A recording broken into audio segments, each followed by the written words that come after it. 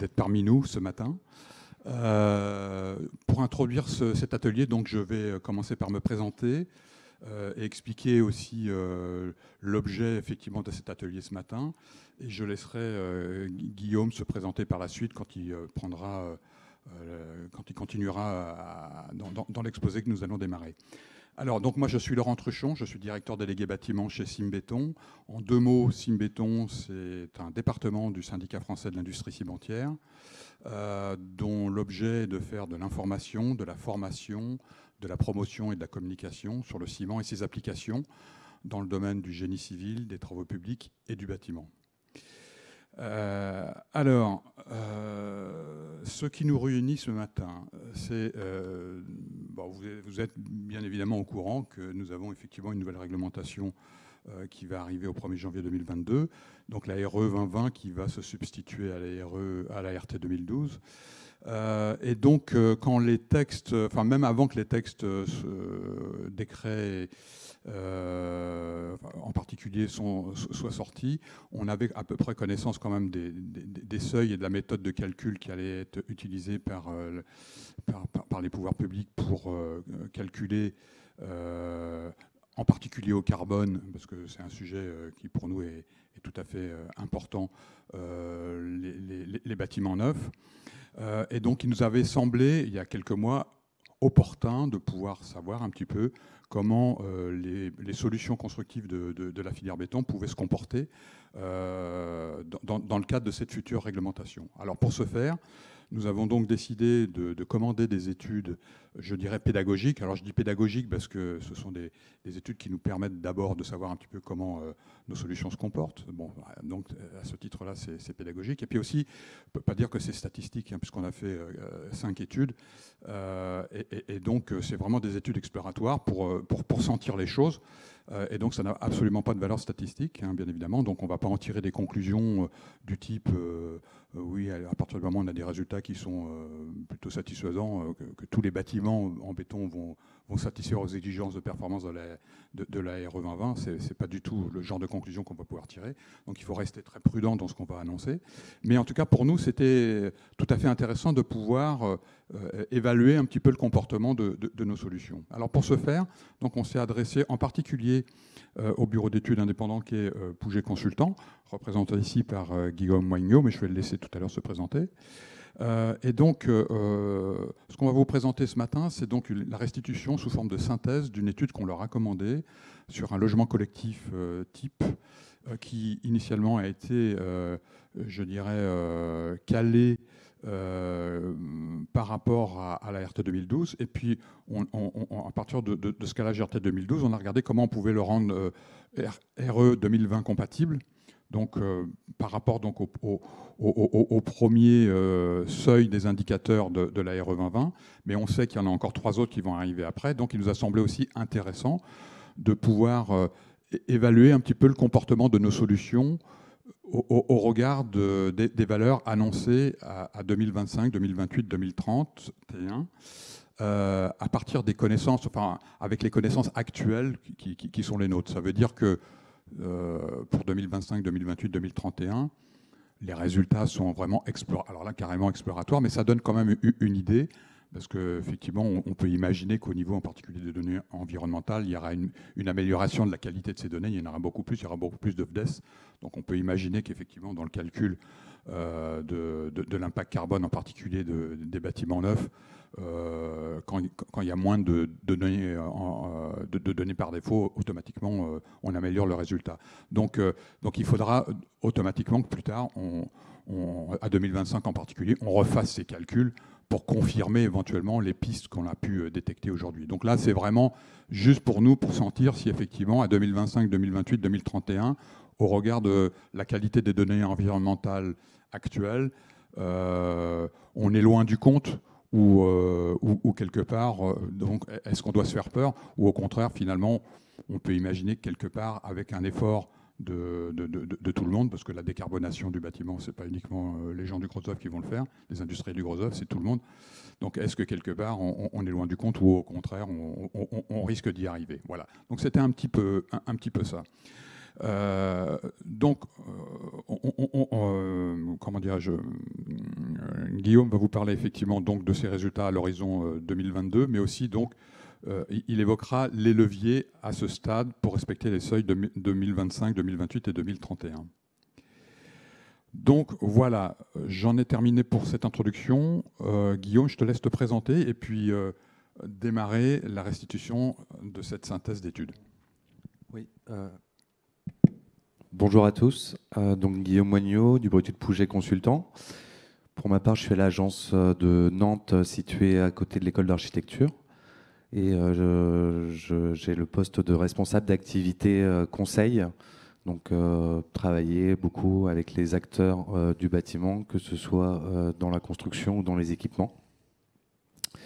Et donc, comme l'a très bien introduit Laurent, je vais vous restituer aujourd'hui une étude que nous avons faite pour Symbéton qui permet de se projeter un petit peu, notamment sur le nouvel indicateur carbone. Donc, dans un premier temps, je vais d'abord vous faire un rappel pour certains ou carrément vous l'apprendre. Les indicateurs de l'ARE 2020. Donc, il y a une partie énergie. La nouveauté, c'est la partie carbone. Et le confort d'été qui a également évolué. Donc pour la partie énergie, nous retrouvons comme un RT 2012 le B-Bio pour besoins bioclimatiques. Le CEPNR, qui est une nouveauté qui correspond à la partie des consommations en énergie non renouvelable, c'est-à-dire électricité et gaz. Et le CEP, que nous connaissons actuellement RT 2012, qui correspond à la consommation totale des 5 usages réglementaires en énergie primaire.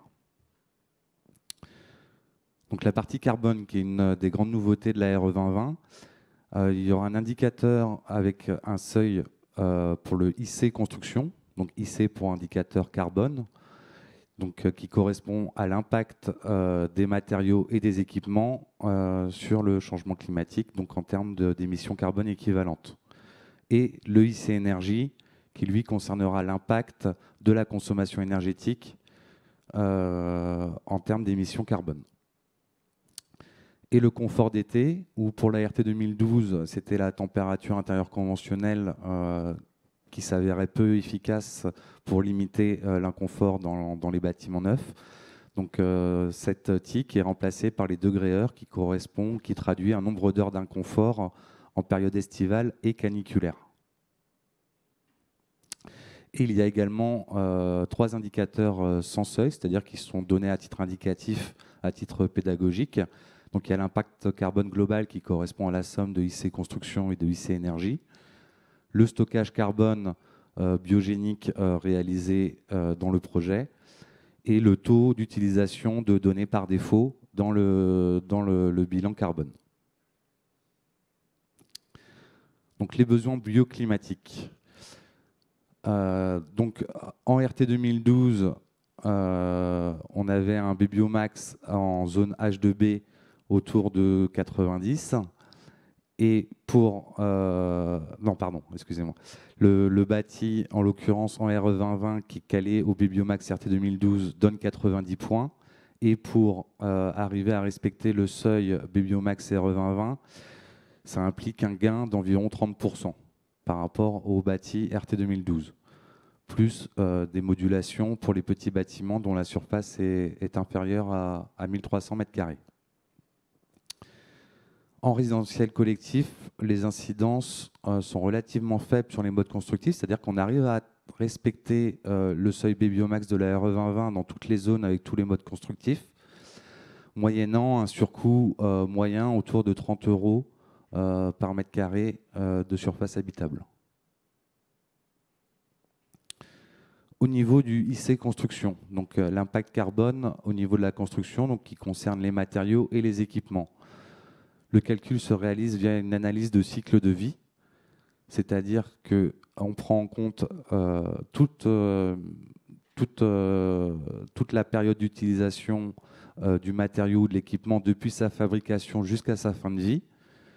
Et donc l'impact ACV, lui, correspond à la quantité de matériaux utilisés, par exemple X mètres cubes de béton, multiplié par son taux de renouvellement, parce que le calcul ACV, lui, se fait sur une période de 50 ans, mais certains constituants, eux, ont une durée de vie inférieure, par exemple 15 ans, et du coup, le taux de renouvellement correspond à 50 divisé par 15, pour savoir combien de fois le matériau ou l'équipement sera renouvelé pendant la durée de vie conventionnelle considérée à 50 ans, fois la donnée environnementale qui, elle, correspond au contenu CO2 équivalent émis pour produire la ressource. Et également la distribution, l'utilisation et la fin de vie. Donc ça veut dire que pour comparer deux solutions, on ne peut pas regarder uniquement le contenu CO2, il faut aussi regarder le taux de renouvellement, parce qu'un matériau qui est à 100 kg par exemple, mais qui a une durée de vie de 50 ans, sera plus vertueux qu'un matériau qui est à 30 kg, mais qui a une durée de vie de 15 ans. Donc c'est vraiment l'ensemble, impact carbone et durée de vie qu'il faut regarder pour comparer deux solutions entre elles. Il existe différents types de données environnementales qui alimentent en fait le poids carbone du matériau ou de l'équipement considéré. Donc il y a les fiches individuelles, donc ce qu'on appelle couramment les FDES ou les PEP pour les équipements techniques. Les fiches collectives qui, elles, correspondent à un regroupement de fabricants ou d'industriels. Et il y a également les données par défaut qui, elles, sont fournies par le ministère, donc données environnementales par défaut, nommées couramment DED, qui, elles, sont fournies par le ministère et sont souvent très, très pénalisantes dans l'analyse de cycle de vie. Alors, le périmètre et les valeurs forfaitaires pour le calcul du IC construction. Donc, il y a un certain nombre de lots qui sont définis, 13 au total. Une saisie détaillée systématique est nécessaire pour les lots 1 à 13. Donc, par rapport au référentiel E+C-, la nouveauté, c'est que le lot VRD n'est plus saisi dans son entièreté, mais uniquement les réseaux et les aires de stationnement extérieur. Au niveau du lot 8, qui était forfaitaire en E+C-, on passe en saisie détaillée obligatoire pour les sous-lots 8.2 et 8.4 qui correspondent à la ventilation, réseau, conduit et émetteur. Le lot 9 également, qui correspond aux installations sanitaires, doit être détaillé. Et il y a également le contributeur chantier, mais qui est en +C-, qui est conservé. Et il y a également des valeurs qui peuvent être forfaitaires ou en saisie détaillée. C'est le cas du lot 8.1 qui correspond aux équipements de production de chaleur, donc chauffage ou ECS, et également de froid. Donc ça correspond aux générateurs et aux ballons. Et là, soit on considère le forfait de 74 kg de CO2 équivalent par mètre carré, soit on fait une saisie détaillée. Et pareil pour les lots 10 et 11 qui correspondent au courant fort, courant faible, où là le forfait est à 50 kg de CO2 par mètre carré. Alors ce calcul est soumis à des seuils qui vont être échelonnés dans le temps avec une évolution entre 2022 et 2031. Donc en 2022, on commence avec un seuil qui sera modulé de la façon dont on va voir ensuite, mais la base du calcul, c'est 740 kg de CO2. En 2025, on baisse de 90, on passe à 650. En 2028, on baisse de 70, on passe à 580. Et pour finir, en 2031, on baisse à nouveau de 90 pour terminer à 490 kg de CO2 par mètre carré. Donc on peut voir qu'il y a une évolutivité assez forte tous les 3 ans au niveau de la réglementation. Cependant, c'est à relativiser car il faut considérer qu'on n'en est qu'au début au niveau de l'ACV, de la production de données environnementales, et qu'il va y avoir de fortes évolutions dans les années à venir au niveau de la filière, le temps qu'elle s'organise, qu'elle produise les données. Et il y aura une baisse du bilan carbone du fait justement des FDES collectives ou individuelles qui vont venir remplacer petit à petit les DED. Donc la modulation des seuils pour le IC construction. Donc il y a une modulation au niveau de la CHAB, c'est-à-dire que le seuil sera plus exigeant pour les petits bâtiments et pour les grands. Entre les deux, il y a une modulation qui est faite. Alors c'est lié notamment à la compacité du bâtiment, pour les grands bâtiments où il y a une compacité qui est souvent plus forte, donc un taux de matériaux ramené au mètre carré de plancher ou de chape qui est plus faible. Et pour les petits bâtiments, la réflexion était que ça nécessite moins de matériaux à la construction rapportés au mètre carré de chape.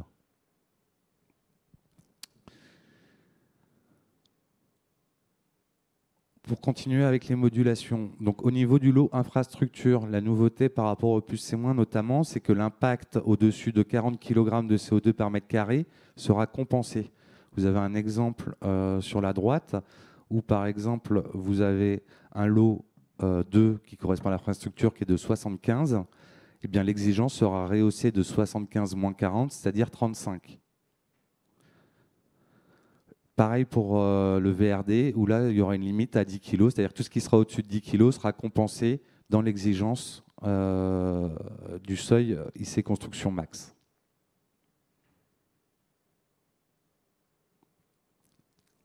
Il y a également l'impact des données par défaut d'aide utilisées, c'est-à-dire que si le taux d'utilisation de d'aide induit un contenu CO2 supérieur à 250 kg par mètre carré, alors il y aura un droit à émettre supplémentaire qui sera relativement faible. C'est tout ce qui dépassera 250, il y aura 30% qui pourra venir moduler l'exigence. Donc ça ne représente pas grand-chose en soi, mais c'est quand même mis en œuvre jusqu'à 2025. Entre 2025 et 2028, il n'y aura pas d'incidence. Et au-delà de 2028, il y aura une pénalité en cas de surutilisation de DED. Et également une modulation pour les zones chaudes H2D et H3 qui vont nécessiter la mise en œuvre d'éléments supplémentaires pour assurer le confort d'été, notamment à travers les degrés-heures, où il y a plus 30 kg de CO2 par mètre carré qui sont autorisés pour ces deux zones climatiques situées au sud de la France. Donc j'en viens à l'étude de cas en immeuble collectif réalisé pour Symbéton. Donc une petite présentation du projet étudié. Il s'agit d'un bâtiment de 40 logements qui comprend 60% de logements traversants. Le caractère traversant, non traversant a toute son importance dans la RE 2020 car elle a un fort impact sur le calcul en confort d'été, les degrés-heures. Une compacité qui est relativement moyenne à 1,50. Compacité qui correspond à la superficie déperditive totale divisée par la CHAB. Une CHAB moyenne de 53 mètres carrés par logement, donc qui est relativement dans la moyenne de construction en France. Un niveau de sous-sol et le chauffage et l'eau chaude sanitaire sont assurés par des chaudières gaz individuelles. Donc les résultats en structure béton avec le détail lot par lot. Donc au niveau de l'eau fluide, ça correspond à environ ça correspond à 183 kg de CO2, soit 25% du total. Le second œuvre, 240 kg, 32%, et la superstructure, on est à 30% du total. Ça vous permet de visualiser à peu près la répartition par grande partie. Et le poids des données par défaut, 192 kg, c'est 26%. Donc on n'est pas très loin des 250. C'est pour montrer qu'il y a encore un gros effort qui peut être fait sur cette partie-là. Et le poids des balcons, 19 kg. Les différentes variantes, il y a 8 variantes de mode constructif qui ont été étudiées pour les positionner un petit peu entre elles vis-à-vis des seuils. Donc le 100% béton, on arrive tout juste à respecter le seuil de 2022. Si on passe en bloc béton, c'est-à-dire qu'on remplace les voiles béton par des blocs agglomérés, on gagne un petit peu, mais la différence n'est pas non plus significative. Si on optimise le second œuvre en 100% béton, c'est-à-dire avec du parquet massif, de la moquette recyclée, des menuiseries extérieures bois, des volets en bois, etc., là, il y a un gain significatif qui peut être fait et qui permet de gagner 90 kg, ce qui permet de passer de juste IC construction max 2022 à 2025. En passant en façade mob, mais avec un support enduit béton, c'est-à-dire qui nécessite un support spécifique avec un fort impact carbone, on se rend compte qu'on ne gagne pas grand-chose par rapport à la solution 100% béton. Pour que ce soit un peu plus significatif, il faut passer en bardage bois. En 100% CLT, donc là, on pousse vraiment au maximum les curseurs pour limiter l'impact carbone. On arrive à respecter le seuil 2031. Là, pour cette variante, il y a uniquement les cages d'escalier et d'ascenseurs qui ont été conservés en béton. Le béton bas carbone, donc passer d'un béton dit classique CEM2A à un CEM3B pour la superstructure permet un gain de 60 kg. Donc ce n'est pas suffisant pour respecter le seuil de 2025, mais ça permet d'avoir une marge un peu plus confortable sur le seuil 2022. Et si on ajoute à ça l'optimisation sur le second œuvre, on arrive au seuil de 2028. Donc pour ça, tout ça pour montrer qu'avec la saisie actuelle, l'état de l'art actuel en termes de disponibilité de fiches, etc., en faisant un effort sur le second œuvre et en mettant en place des solutions béton bas carbone, on arrive déjà aujourd'hui à respecter le seuil de 2028. Et il reste des optimisations non considérées qui correspondent à des meilleurs FDES, c'est-à-dire des FDES individuels avec des produits spécifiques, etc., qui peuvent représenter un gain jusqu'à 30 kg. Alors, les perspectives en termes d'évolution, notamment de la base IGNES. Va y avoir une disparition progressive des données environnementales par défaut au profit des FDES pour les matériaux et PEP pour les équipements techniques.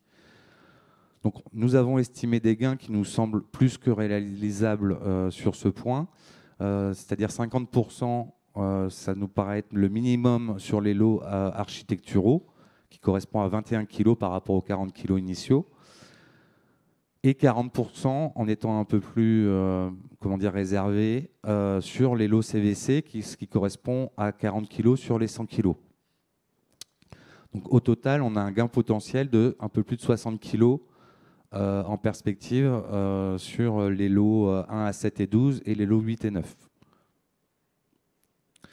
Il y aura également une optimisation des process de fabrication. Je pense que l'ensemble de la filière a compris l'enjeu lié au changement climatique et à la prise en compte dans la future RE 2020 de l'impact carbone.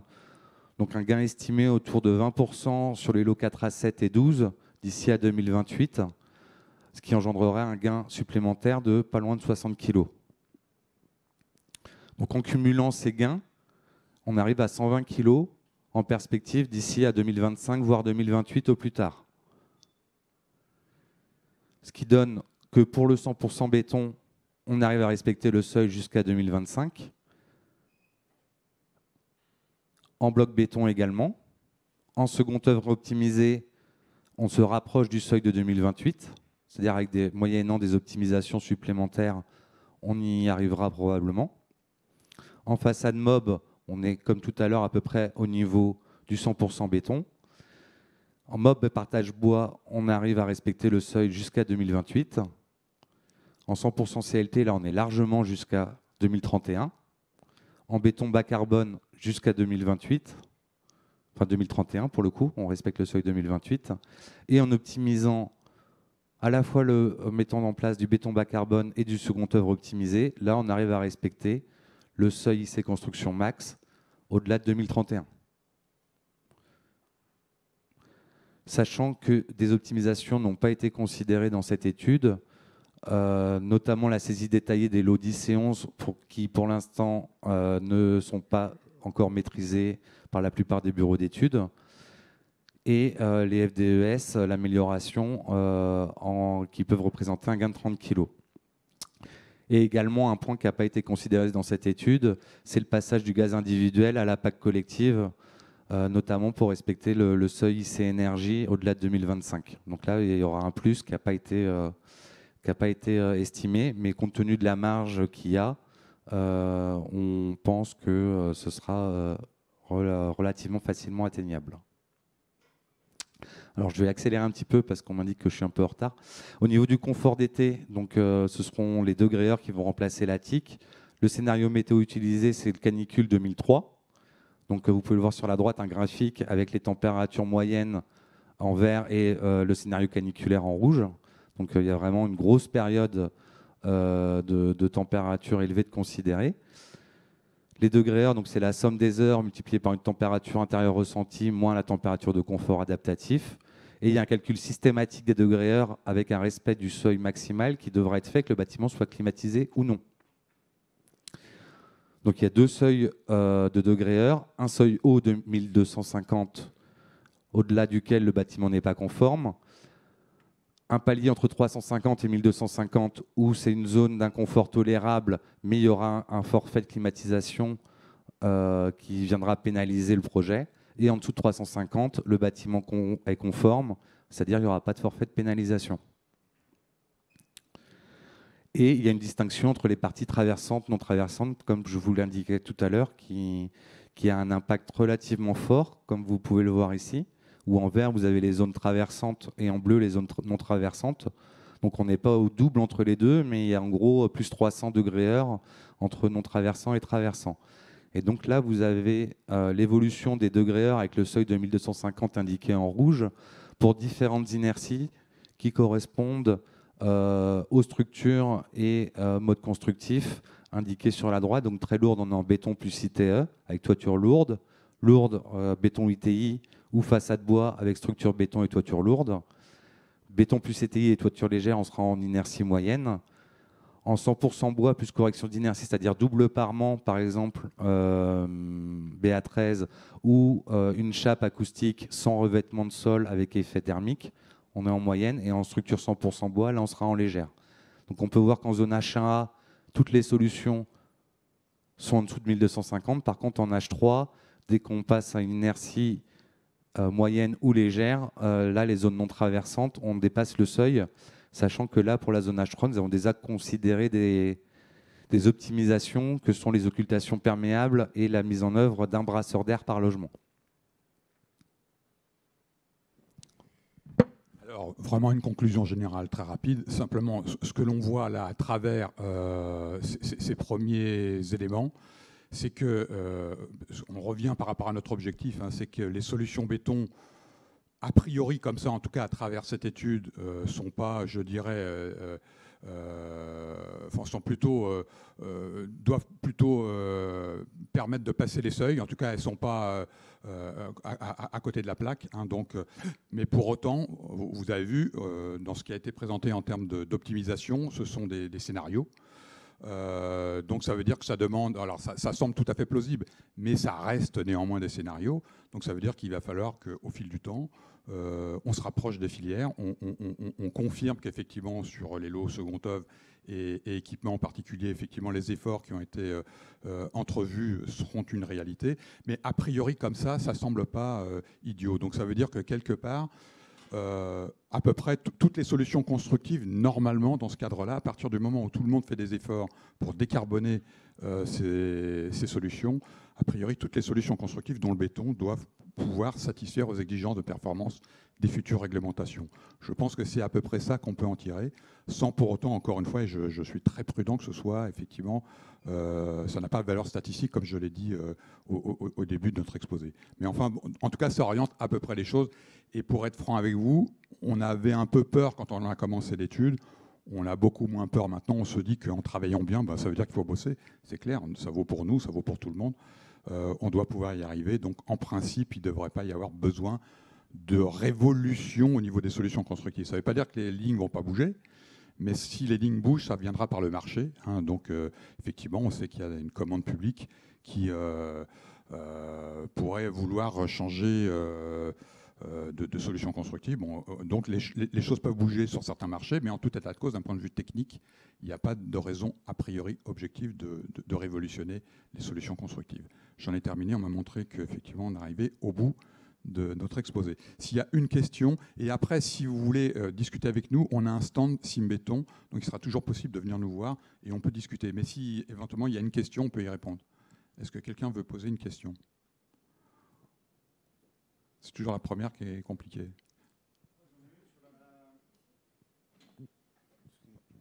Bonjour, j'en ai une sur la solution tout béton et la solution tout béton en second œuvre optimisé. Je voulais savoir sur la 100% béton si l'isolant était déjà pris en fibre de bois ou pas, ou si sur la première solution on était déjà en PSE classique ou même sur des menuiseries alu-PVC au lieu du bois. Oui, alors sur la solution de base, effectivement, on est en doublage classique type polystyrène et menuiserie classique, effectivement, PVC. D'accord. Et les efforts après sur le second œuvre, ils se font sur les revêtements de sol, les isolants Tout à fait, oui, et les menuiseries. Et la peinture, je suppose. Oui, peinture recyclée. Tous les leviers. Oui, donc ce qui a un certain coût, qu'on évalue à peu près à 100 € du mètre carré. Donc c'est pas neutre en termes de surcoût, mais qui permet de faire des gains significatifs. Et ce 100 € au mètre carré, il se rajoute aux 30 € du Bibo, je suppose. Tout à fait, oui. Voilà, je crois qu'on va en rester là, mais encore une fois, si vous avez d'autres questions, n'hésitez pas. Le stand Simbéton dans le hall, on est à votre disposition pour discuter. Voilà. Merci beaucoup en tout cas de votre attention. Merci. Merci.